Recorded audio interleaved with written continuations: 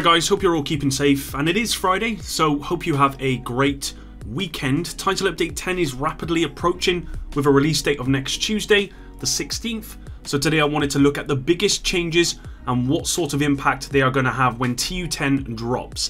These include targeted loot, control point containers, vendors, weapon buffs, and more. We are getting very close to that 50k subscriber mark, guys, so if you want to stay up to date with Division news and content, please sub below and drop a like if you enjoy this one. You can also support me on Patreon. Link to that will be below as well. With that out of the way, let's begin. Title Update 10 is a general pass to increase player power with improvements to gear and brand sets, as well as increased damage from huge weapon buffs to most weapons, including exotics. The update will boost loot generosity so players will receive better loot overall, and this will vastly increase as you improve as a player, climbing the difficulty ladder. Additionally, TU10 will implement some major changes, balancing tweaks, and an array of bug fixes. So what are the biggest changes and what's the impact? In the live game, targeted loot doesn't quite work as intended, with the majority of loot dropping in any particular area as not targeted. You'd be lucky to have 10 drops and 20% of those drops being targeted. Title Update 10 intends to change that. The Phase 1 PTS included increased targeted loot drop chances for all missions and control point difficulties, and added new Season 2 brand to targeted loot rotation in New York. Having seen the feedback on targeted loot for the PTS, thus what's to come with Title Update 10, it would appear that 20% I was talking about has been bumped up to more like 70%. So out of every kind of 10 drops, 7 of those are going to be targeted. This is a vast improvement to the targeted loot system and something I think we're all going to be happy about. In terms of the targeted loot bug whereby the display icon changes once you travel to the loot area, I believe this will be fixed for TU10, which is again good news. Targeted loot should become a useful asset in tracking down the specific gear piece or weapon you require when TU10 rolls out. I spent the vast majority of my time since Warlords of New York launched repeatedly roaming around New York and Washington D.C. playing my way through control points. There are plenty of them, all of them with unique designs and ways to approach, but the loot has been a major sticking point for myself and many because each completion would reward you with vastly underpowered items. Title Update 10 will look to fix this issue because the devs have removed regular weapon or gear loot containers not scaling with difficulty from control points, and they've increased the amount of scaling loot from the big control point reward container. Quite simply, the regular reward containers that currently give you very unrewarding items like purple gear or low attribute high end gear, they're being removed. These currently do not scale with difficulty, hence the bad items. TU10 will remove these containers and instead put that gear into the big container, meaning not only will we get more loot from this container, but this loot will scale with the control point difficulty. This is a fantastic change and will certainly give me more incentive to play control points now. As a side note, this change also affects containers found in world activities.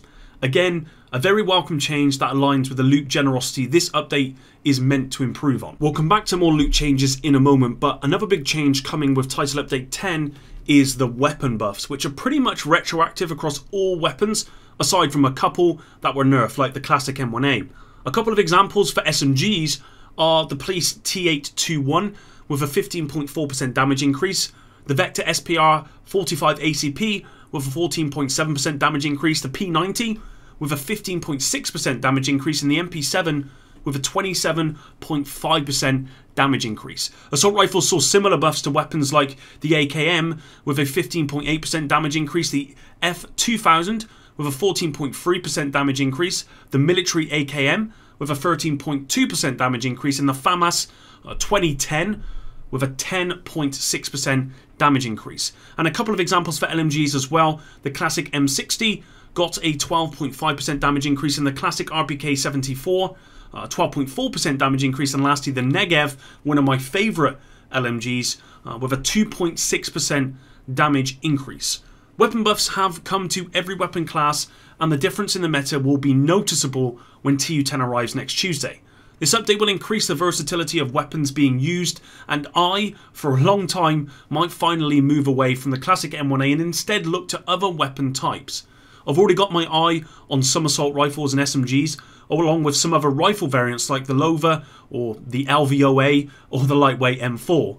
More importantly, I think, the increase in weapon damage across the board means that we should see a noticeable difference in player power, as damage to NPCs is going to be increased. That, coupled with a lot of the changes to frustrating NPC mechanics in TU9 and TU9.1, should mean that content is much less frustrating with TU10, and we are going to feel more powerful than before. Back to loot and good news. Crafting, vendors and item power distribution have got significant changes, making them way more rewarding with TU10.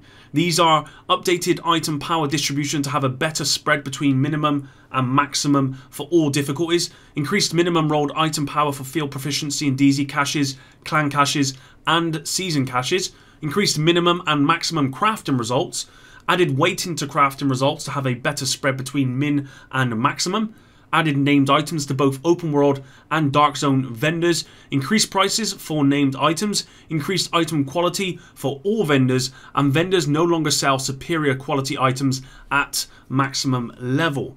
Finally, vendors might start to feel worth the visit on a Tuesday with better quality, and for those who are chasing named items, and why not, vendors will be selling those. With great relief, purple items will no longer be sold, which is excellent news. Crafting, which had some changes already with TU9, will have a much better chance now of rolling items you might actually want to use, making this a much more valuable asset with TU10. Item power is being increased as well, so you should start to see better rolled items drop from the world and caches. Overall, these are much needed changes that's going to make the whole loot experience feel way more rewarding than the live game currently. Last but certainly not least is bounties and projects. Bounties have been a bit of a problem in the live game for some time because they never scaled with your world difficulty. This will be changing. The changes coming are bounties acquired by speaking to characters in the open world will always be set to the difficulty at the time of acquisition or hire. This affects the snitch and civilians rescued during the public execution or rescue living world activities, and scheduled bounties such as daily and clan bounties are unaffected.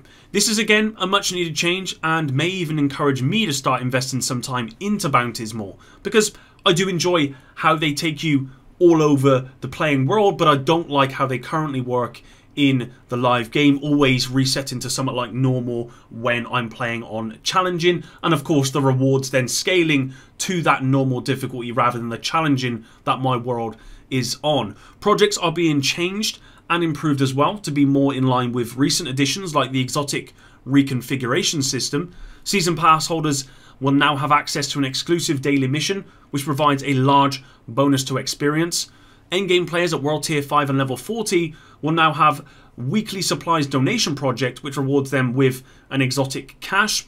After TU10, completing any legendary mission will grant you the weekly legendary mission project slot, and completing the designated legendary mission will reward you again with an exotic cache.